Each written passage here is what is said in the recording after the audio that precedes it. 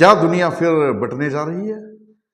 आज पूरी दुनिया की निगाह युद्ध पर टिकी है। कहीं रूस और यूक्रेन के बीच गोलियां चल रही हैं, तो कहीं ईरान और अमेरिका आमने सामने खड़े हैं, तो कहीं चीन और ताइवान के बीच भी तनाव बढ़ता जा रहा है।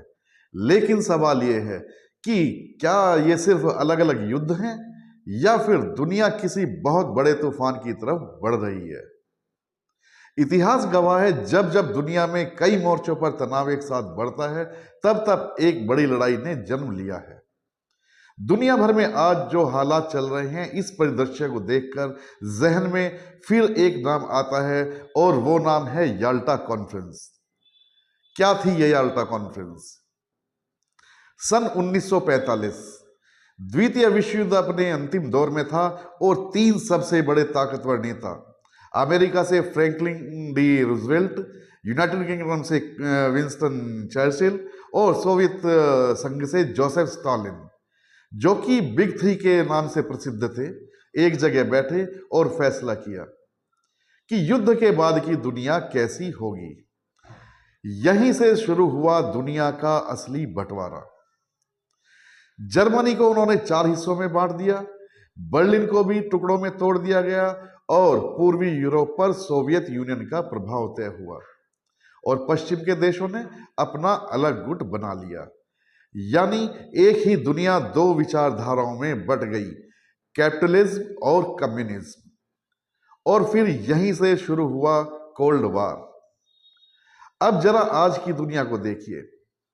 एक तरफ अमेरिका और उसके सहयोगी देश, दूसरी तरफ रूस, चीन और ईरान।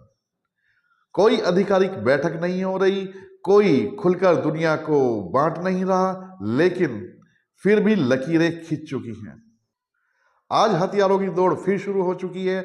देश अपने अपने गुट मजबूत कर रहे हैं और सबसे खतरनाक बात, हर कोई खुद को सही साबित करने में लगा है, ठीक वैसे ही जैसे याल्टा के बाद हुआ था।